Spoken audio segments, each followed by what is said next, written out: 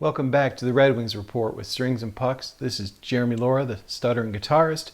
I have an update, a correction, however you want to say it. I had to make another video today because I just found out that Carter Bear is eligible to be assigned to the AHL for the Detroit Red Wings.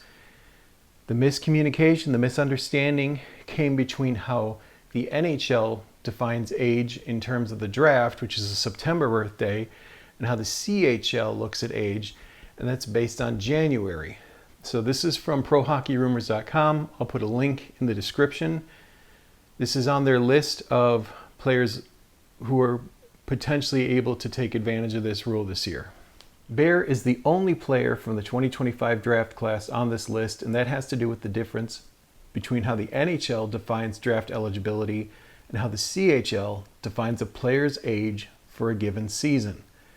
The NHL's draft cutoff is September 15th, while the CHL's age cutoff is January 1st. Since Bear has a November 2025 birthday, he was a couple of months too young to be eligible for the 2024 draft, but he has already been credited with his age 18 season in the CHL's eyes. The winger was the number 13th overall selection by Detroit and likely could have gone a few spots higher if not for some concern about a partial Achilles laceration that ended his season in March.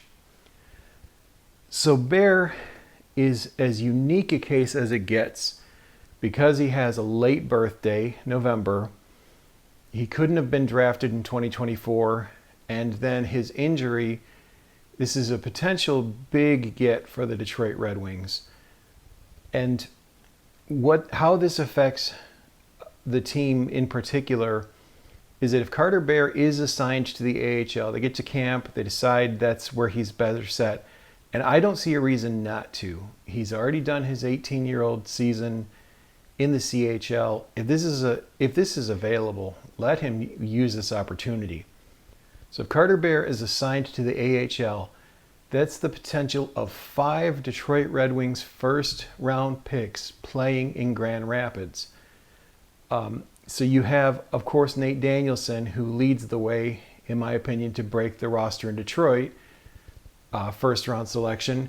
Sandin Pellikka and Brandon Nygaard are headed to North America this year. They played in Grand Rapids last season. So you got those 2 more. Sebastian Cossa, first-round pick, and now Carter Bear. So 5 first-round picks, including this year's, could all be in Grand Rapids and all be available for call-up.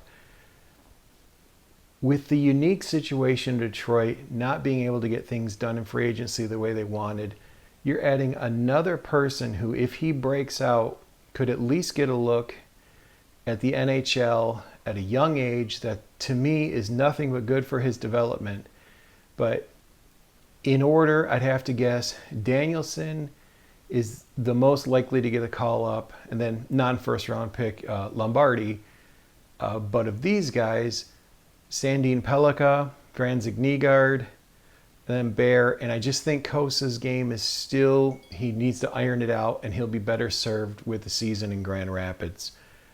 So this, along with the new paper transaction rules, as you can see in my last video, that's what I'm doing the correction of, and I'll link that video at the end of this. You can click on it.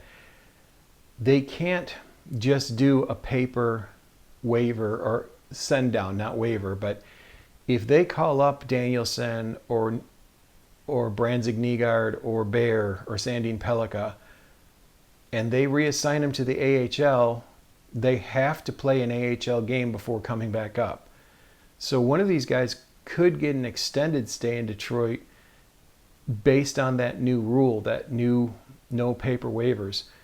This CBA isn't supposed to kick in until after this season. So them implementing the 19-year-old rule in the AHL, the no paper transfers, the LTIR fixes that I'd mentioned in the last video, this is incredibly aggressive for the league. And you have to wonder, why would they do all this when these changes will most directly affect cap-strapped teams up against the cap ceiling, and teams who would utilize those call-ups and send-downs for the cap recapture.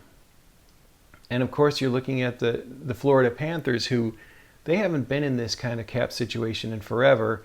They have 2 straight Stanley Cups. If they win a 3rd straight Stanley Cup, the league is going to have to deal with another year talking about state taxes and all the things they don't want to talk about. So these changes are going to affect them, the Tampa Bay Lightning, the Las Vegas Golden Knights. It could even affect teams like Toronto and Edmonton, who traditionally they've taken advantage of those AHL send-downs on paper just to get that cap space back. So anyway, the correction is Carter Bear could well be playing in Grand Rapids this season. He'd be one of 5 first-round picks in that system and available for call-up.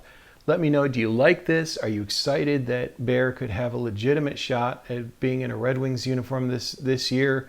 Do you think they should still send him back to junior? How do you think these rules are going to affect Detroit's lineups and the legitimate competition of a young player to try to grab a job from a veteran? And also, what teams do you think are likely to really suffer because of these rules, that their plans to balance the books are kind of out the window with these changes?